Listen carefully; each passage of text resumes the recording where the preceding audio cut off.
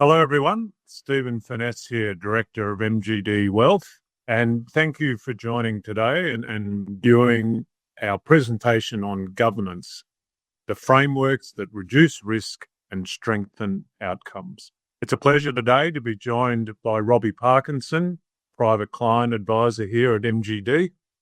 And Robbie and I represent a broader and very experienced advisory team here at MGD.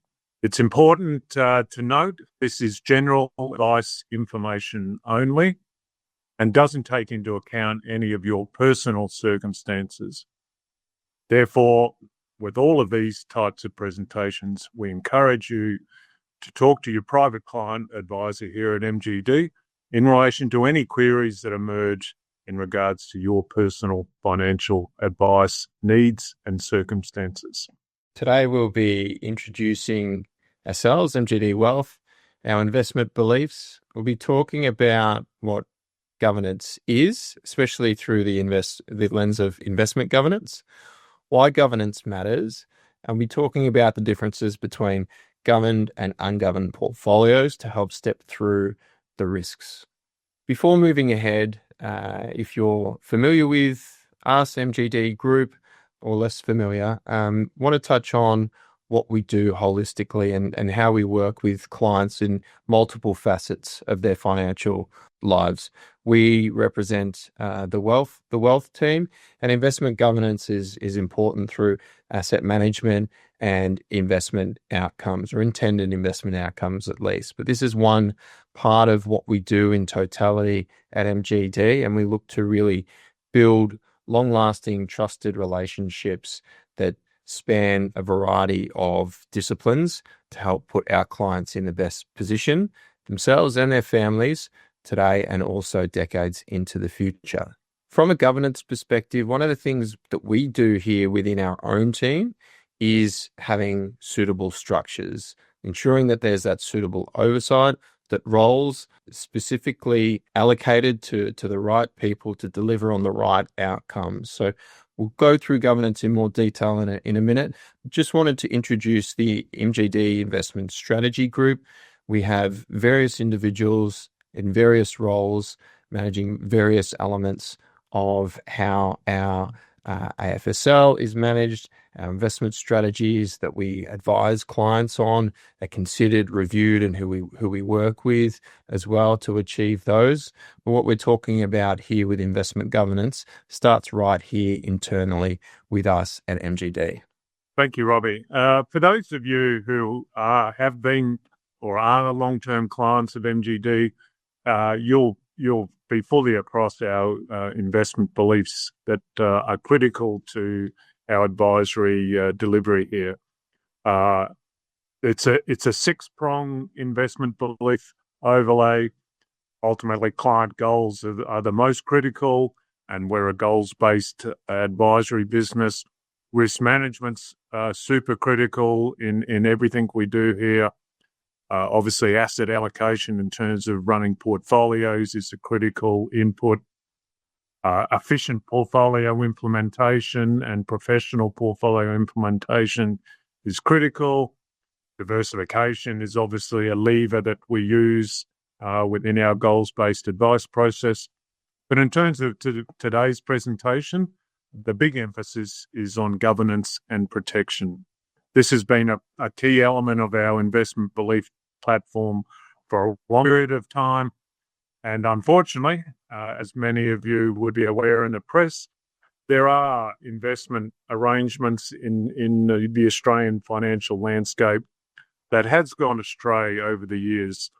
And a lot of that has happened because of failings in governance and due diligence processes. So from an investment beliefs point of view, governance and protection has always been critical. It's extremely important.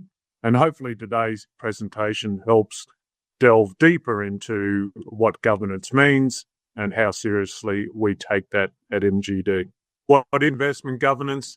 Ultimately, it's a framework, both internally, the way we are, as Robbie alluded to previously, how MGD implements governance, our protocols, our policies, the oversight, the risk management, we adopt internally, but also it's how we interact with our external investment partners, be they investment managers, asset consultants.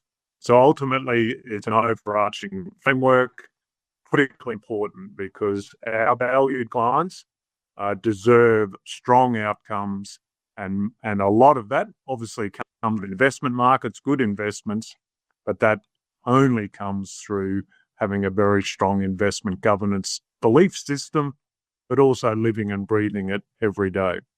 The four key platforms to investment governance are having strong policies and processes, both as I alluded to before, both internally and with our external partners, having very clear roles and responsibilities. MGD, we have a full-time compliance manager. We have, as Robbie alluded to, our investment committee. We have internal and external specialists. So the roles and responsibilities are important to get right and clarify. Oversight, we have external investment committee members. We have external governance partners that help us on all our compliance obligations. And then ultimately having a lens to risk management. Obviously, a lot of people think about risk management from investments, markets being volatile or having ups and downs, but ultimately governance is a risk management tool as well. And understanding the risks from a governance failure point of view is critical to us. Internally, we run a risk register that we spend a lot of time on trying to understand what risks our clients are exposed to and making sure we do our best to minimise those in terms of investment outcomes and ultimately helping our clients achieve their long-term financial goals in a robust manner. Thanks, Stephen, for speaking about and introducing what investment governance is. And now here I'll talk about why governance matters. I think from what Stephen had spoken about, a lot of it's relatively logical.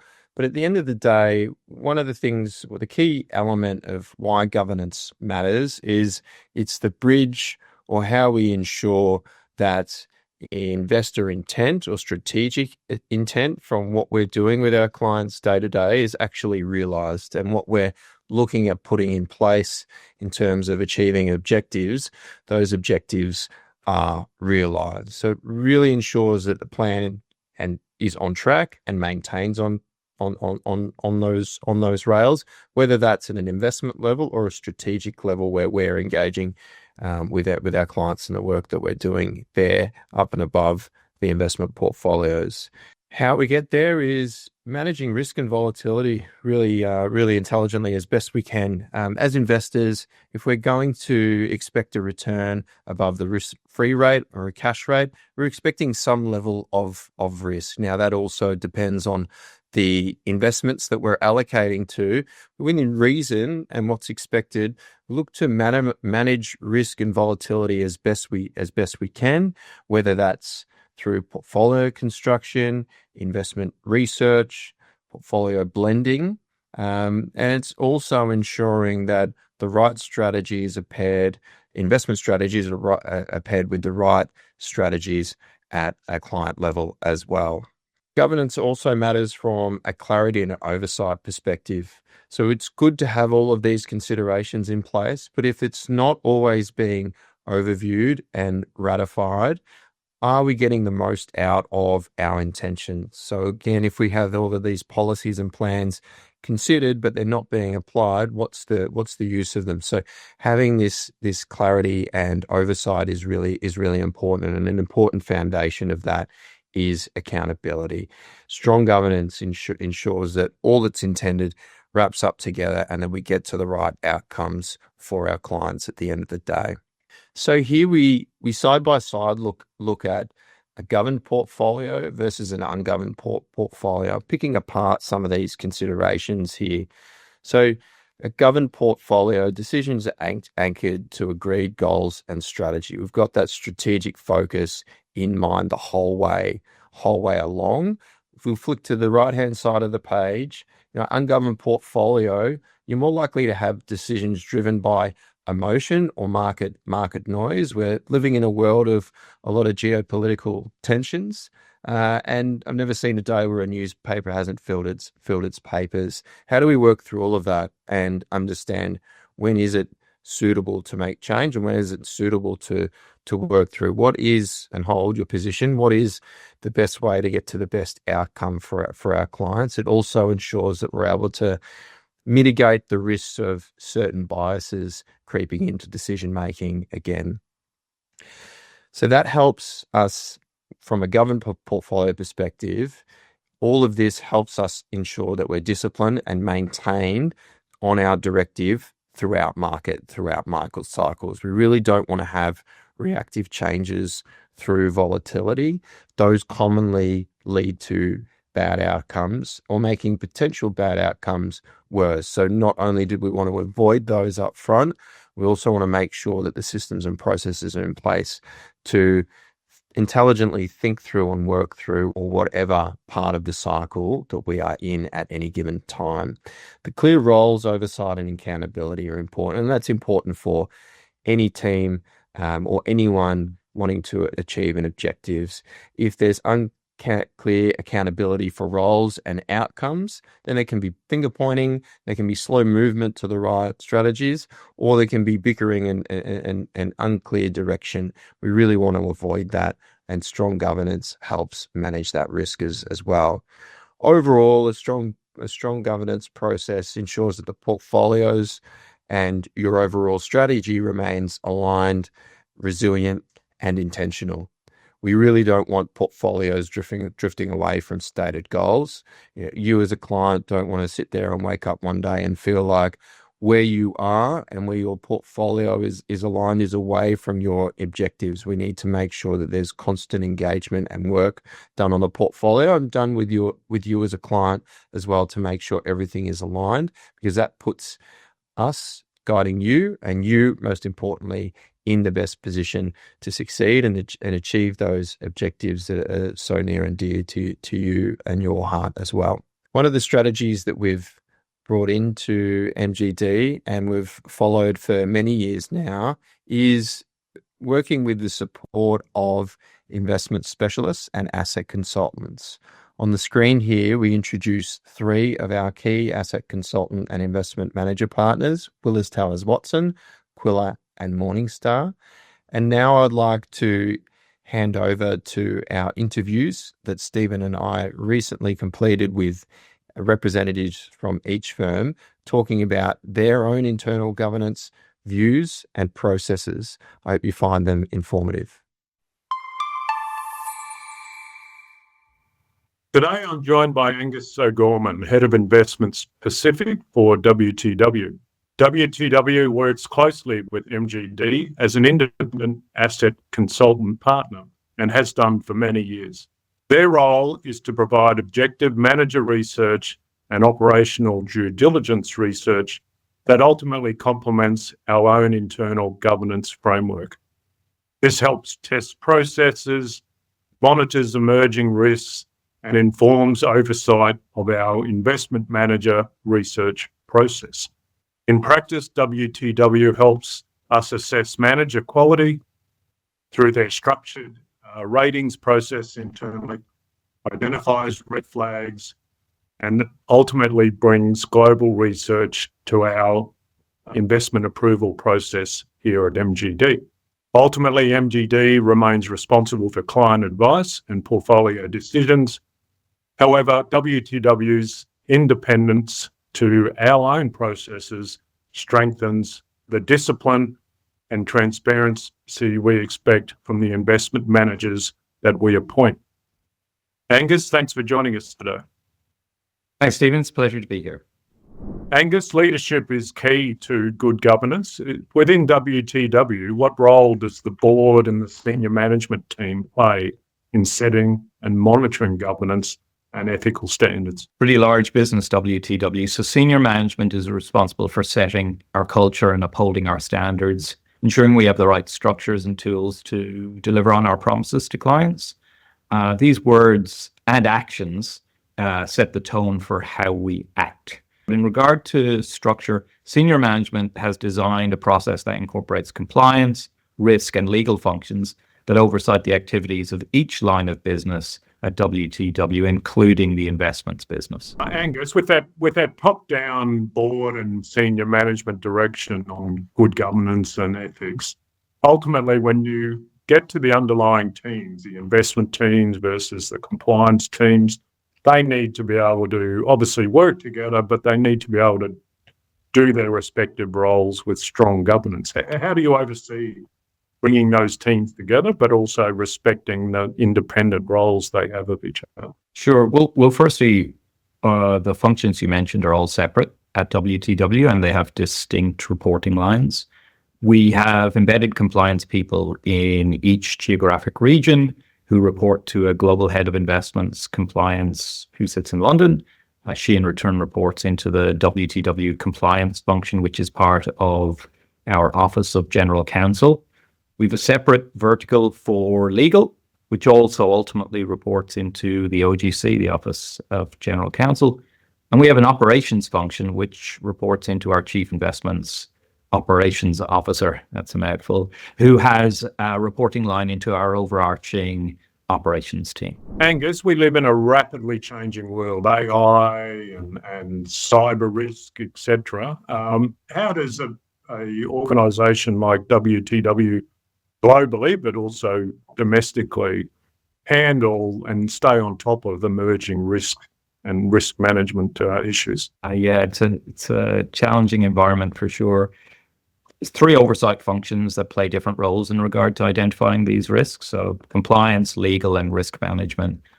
I've already mentioned compliance and legal. In an Australian context, an important part of their role is oversighting and managing our adherence to conditions of our AFSL, our financial services license. For example, that might be maintaining our compliance manual, ensuring we act in accordance with local regulations and our global policies and standards, and also that we adjust our approach over time as legislation changes. Third function, the risk management function, looks more closely at investment-specific considerations. So considering our process, identifying gaps in it, or where improvements are to be made, and obviously some of the issues you mentioned there in terms of AI, etc. Really thinking about those and how they may impact how we do things in the future, and then bringing new processes into those functions to oversight them, identify risks, and mitigate those risks. Australia, through APRA and ASIC and various bodies, and obviously the legislative direction of the government, has very, very onerous compliance obligations. How does WTW and what parts of WTW helps ensure ongoing compliance with our domestic governance standards? I mentioned previously our compliance, risk management, and operational functions and their roles in regard to that, and legal as well. In practice, we talk about three lines of defense in our business. The first being the investments business itself, people like myself, our portfolio managers, our operations people. Ultimately, our role is to ensure we follow the rules, processes, and standards that the business has put in place. Second line of defense is the independent functions, as previously mentioned, most particularly compliance, legal, and risk management. And the third line of defense is audit, external audit. Each line must actually assume that they are the only line of defense and act accordingly. And across that process, we're all looking to identify issues, challenges, etc. Where there are problems, where there are identified issues, breaches, whatever it may be, they need to be reported, communicated to regulators or clients, and resolved. And over time, we learn from these and adjust our process in regard to those things. But each line is also proactively considering how legislation is changing, regulations are adjusting, and we need to adapt for those. Now, Angus, ultimately, WTW is an asset consultant providing research services. As a byproduct of that, where clients are actually investing via third-party, specialist investment managers. How does WTW oversee the strength of those third-party investment managers from a compliance and governance perspective? Sure. As you say, this is a crucial part to what we do in the investments business. We utilize these third-party managers on behalf of our clients in making investments. We also work with platforms and custodians, and therefore the due diligence process is crucial in regard to engaging with these organizations, whether that's initial or ongoing due diligence. Would you believe there are 10 stages to our process when it comes to looking at investment managers, and ultimately for those managers to get into our client portfolios? Starts with desktop research, then initial meetings, on-site meetings, Teams meetings. There's an ODD, operational due diligence review, very detailed look at the operational aspects of a business. There's a cultural assessment, an ESG or sustainable investment review. Then there's a full due diligence meeting where this is all brought together and we work with the manager on that. And there's an initial legal review followed by what we call a devil's advocate process, looking at the final, ultimately leading to a final rating of each manager. Before the manager can become part of a portfolio, it needs to be broadly approved under our portfolio management group process. Then the portfolio manager for the specific client needs to approve the manager.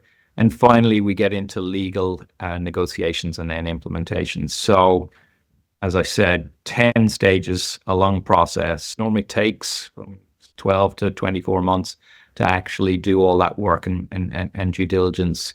But of course, as you point out, it is crucial. And so we need to take our time and do it properly. So obviously investment skill and historical returns are a big consideration with investment manager appointments. However, ESG, social governance related aspects, how does ESG come into WTW framework around good governance aspects? Yeah, this is a really in-depth topic. I was going to say complicated, but very detailed in nature. Firstly, we refer to ESG as sustainable investment. Why do we do that? Because everything we do ultimately needs to be financed first. It needs to make financial sense for us to consider it, which ultimately means it needs to deliver for our clients from an investment return and risk perspective. WTW Investments has its own purpose. We invest today to transform tomorrow's, and this captures both the delivery of returns, but also a sense of protecting the future that our clients will live in. So sustainable investment matters from a risk and opportunity perspective. We incorporate it into the research that we do both at a very macro level, but also when we research our managers. Part of our process to ensure managers understand the associated risks and reflect them in their process. Part of our process is to ensure that managers understand the risks and opportunities that are associated with sustainable investment.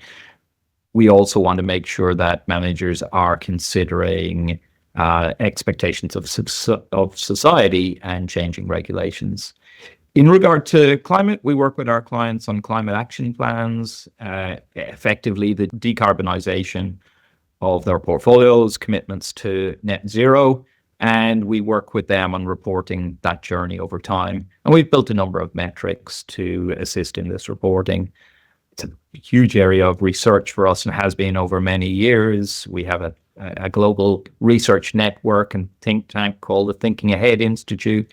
They produce multiple papers over time on sustainable investment, considering climate, environment, nature, tipping points, issues of global warming, etc. So, as I said, a very complicated and detailed topic, one we spent a lot of time on. Well, thank you for that, Angus. And the governance approach taken by WTW is one of the key reasons for our long-term partnership between MGD and WTW. So appreciate your time today, and obviously appreciate you and your broader team here in Australia for all the oversight and investment work they deliver for MGD and our valued clients. So thank you again, Angus. No problem, Stephen. It's one of those things, one of those interesting topics. It's not something that everybody thinks about or talks about. We spend a lot of time on it, but it's only when things go wrong that you realize that it exists in the first place. When the rubber meets the road, and I think a client said to me the other day, reminded me of the Goodyear ad, which many people won't remember, but talking about, when the tires actually matter and when the quality of those tires matters when something goes wrong. So it's the same idea here, the same process. So maybe a little bit dry, but really important for our clients and your clients. Yes, totally agree. Thank you again, Angus. You're welcome.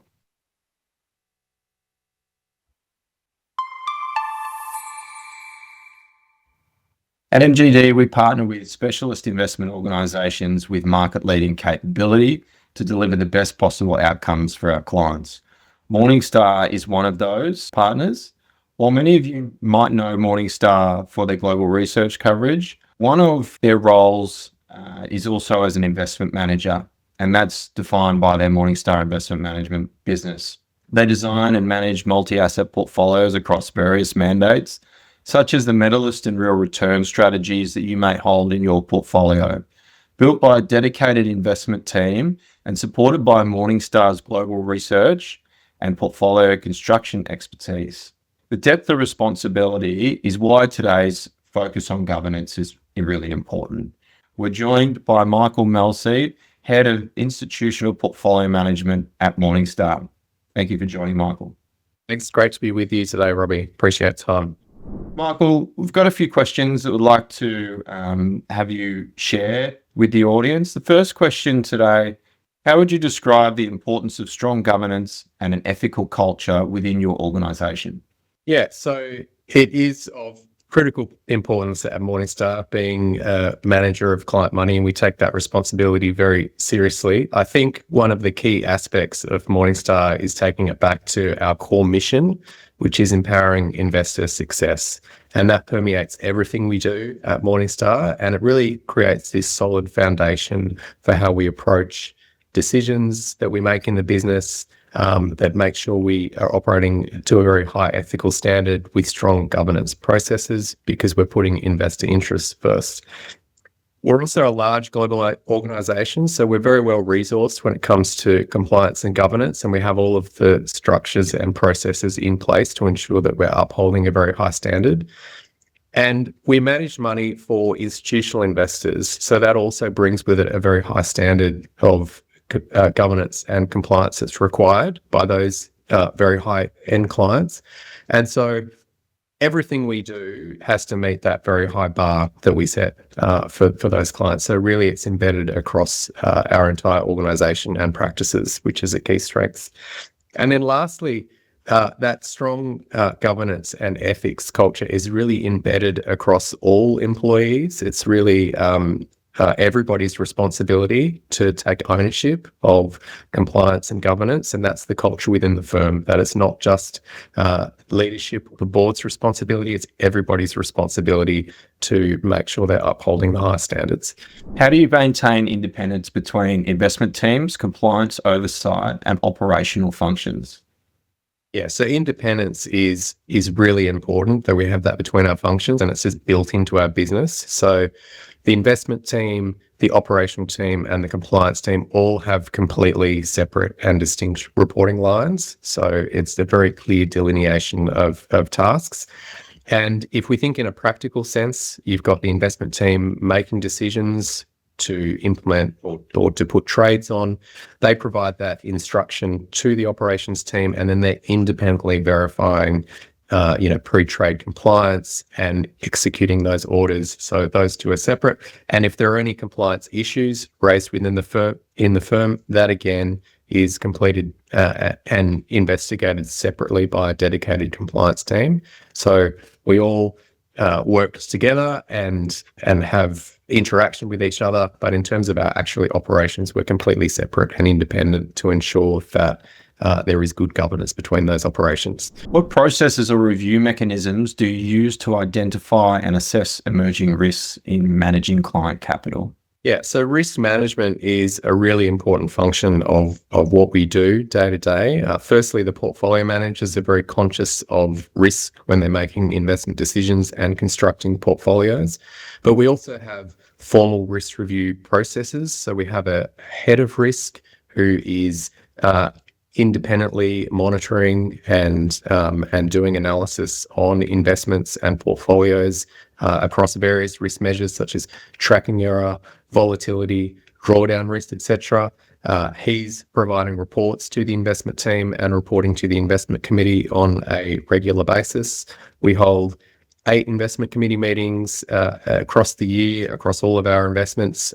So that's at a cadence around every 6 weeks that we're reviewing these risk reports in a formal basis. And then we're also running scenario analysis using the tools such as Morningstar Direct, which has a risk analysis tool set, and also third-party tools which can add an additional layer of risk management, such as FactSet.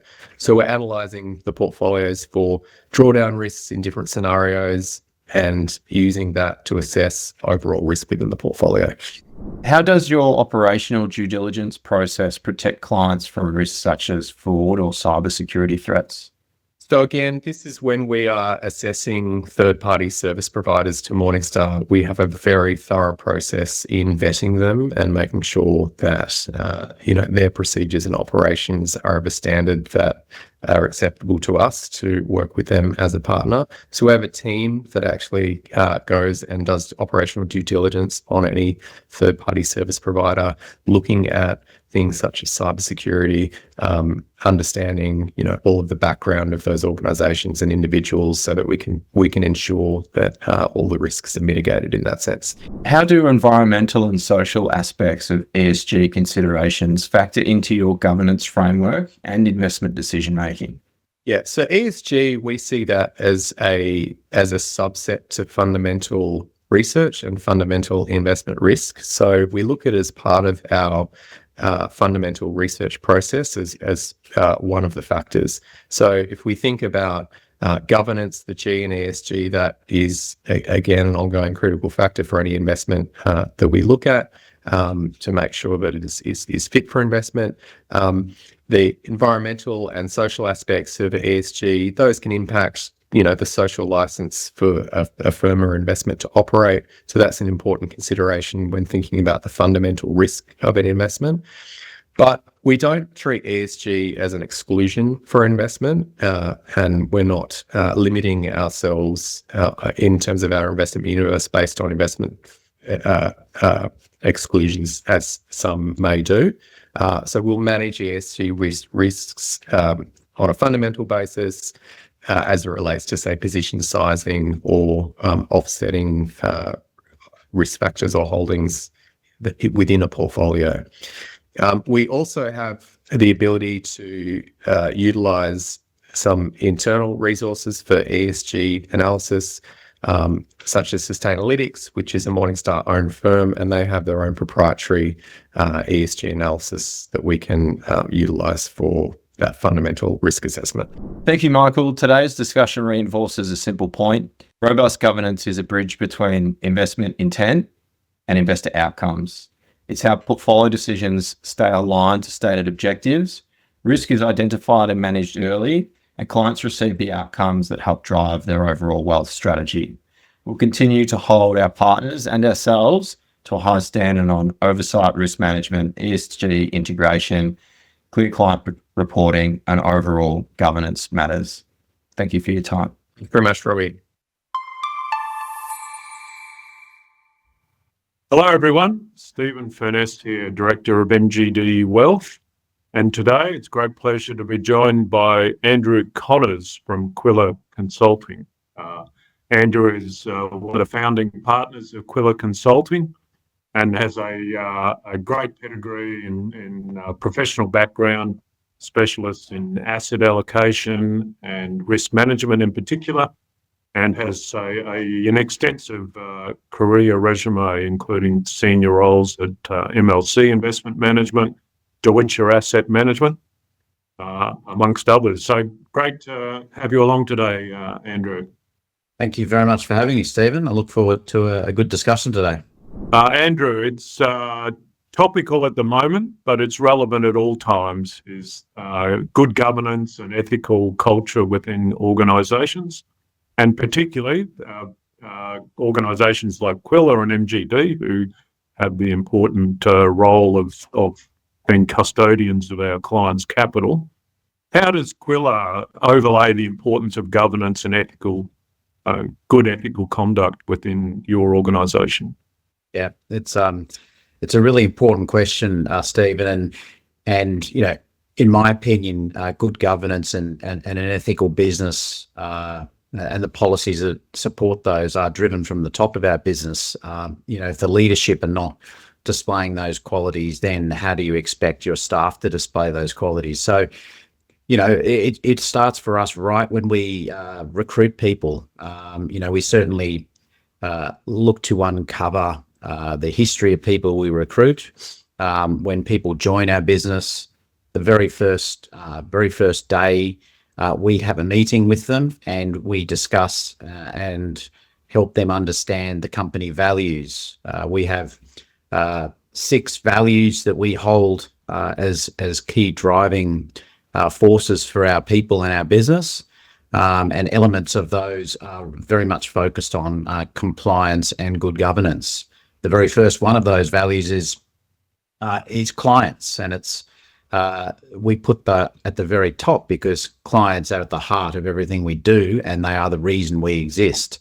So we also recognise we have a fiduciary duty to investors, and what that means is we have to, as investment managers, put investors' interests above all other interests, including our own interests. So those factors help drive a client-first culture within our business. One of the other values that's directly relevant to risk and governance is accountability, which is another important one of our values. We're each, in our business, we're each responsible for our own words, actions, and results. And having accountability is a key part of our values. I think ensures that people within our business are very much focused on their actions and behaving in a compliant and ethical way.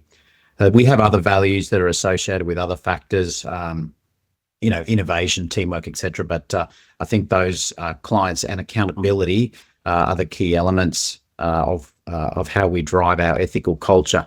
Now, and it's also, I'll add, it's not just about driving home these values when we you know, onboard people, but we have a regular series of webinars and seminars with our staff to continually revisit our policies and procedures so that they remain front and center in people's minds as well. Andrew, a lot of policies within a business, including governance and governance theme setting, comes from leadership and top down. How does the board and the senior management committees within Quilla set that example and make it flow down through the organisation? Yeah, the board of our business role is oversight of the business, and as a result, it's our board's responsibility to set our risk management framework, but also to provide ongoing monitoring of that framework. So every year our board signs off on the framework, and periodically we seek independent legal and compliance experts to review that framework to ensure ongoing compliance with third-party regulations and laws as well. But everything rests with the board. They have ultimate responsibility, and they do sign off on our risk and compliance frameworks every year. We also have a separate board within the business, a Compliance and Risk Committee that meet quarterly. Their role is to ensure they monitor ongoing risks, emerging risks, identify new risks, and provide breach reporting. That committee provides a report to our senior leadership and the board, whereby they explain any issues that have appeared in the business. So, and that committee is led by our head of compliance. Andrew, the Australian regulatory environment overseeing financial services is one of the most, in a good way, one of the most onerous in the Western world, led by ASIC and APRA, etc. How does Quilla, and the processes and the people make sure that client capital is always being managed and advised on in adherence to that regulatory environment? Yeah, it's a multifaceted framework that ensures compliance with Australian regulatory standards and global standards, as well as our own internal standards that I've alluded to in other answers. But firstly, right down at the individual level, we have regulatory requirements to ensure that each of our staff members that provides investment advice is meeting certain education standards. Quilla have a subscription to an education body independent to our business, and we monitor and ensure that every one of our investment staff undertake 20 hours of additional research and study over and above their day-to-day job requirements. And that is to ensure that those investment advisors can continue to meet their regulatory requirement around ongoing training. We also have our own back engage independent third-party compliance and risk specialists. Their role is to review our policies and procedures to ensure they continue to stay up to date with the regulatory standards of the day and to meet the legal requirements of the day as well. They also are there to ensure that not only are we meeting those regulatory requirements and legal requirements, but we are going above and beyond that in terms of the way in which we carry out our responsibilities to investors.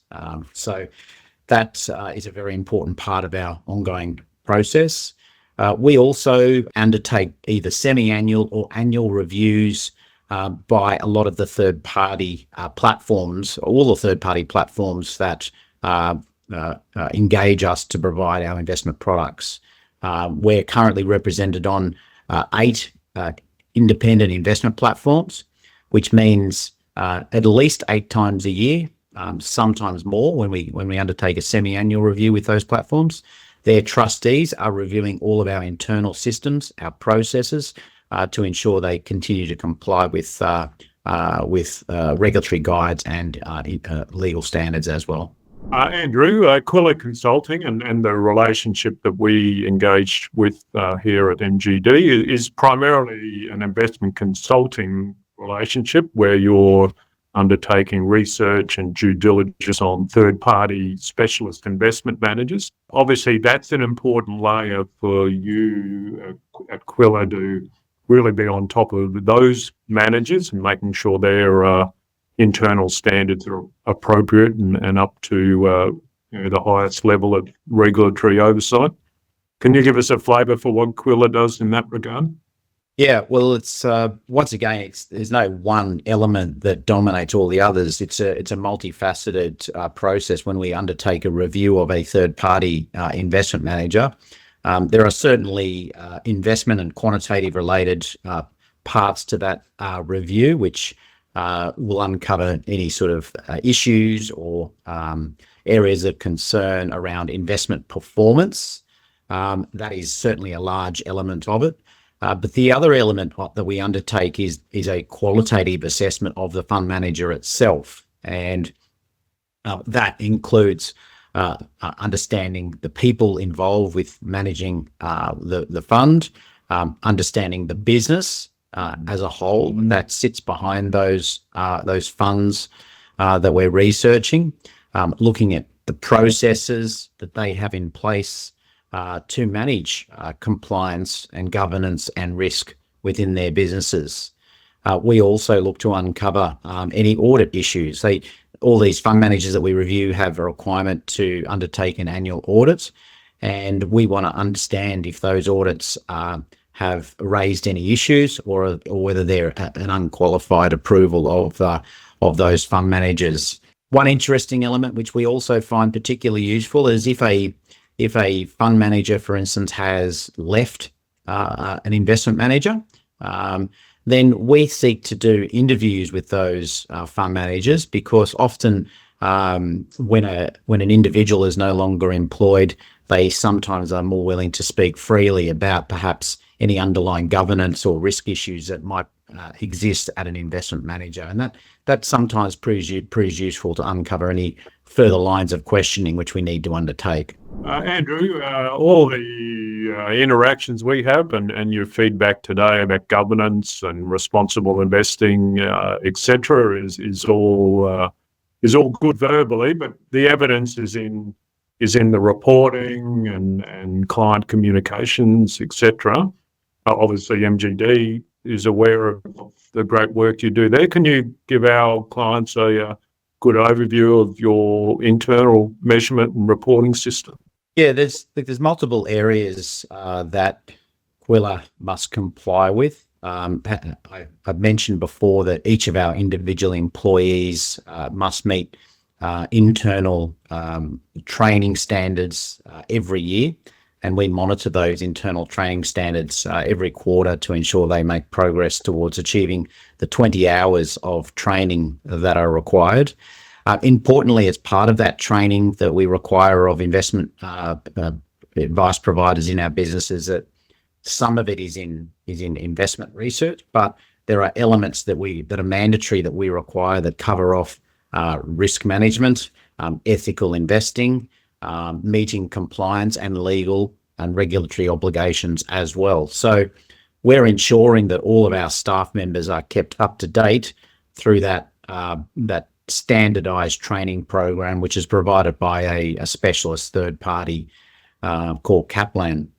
As a business, we are also required to meet certain governance standards and provide a certain level of oversight and reporting. Quilla Consulting maintains a membership of a independent complaints and dispute resolution authority, and that's provided by AFCA. There's a number of bodies that provide it, but Quilla is a member of AFCA, which is the Australian Financial Complaints Authority.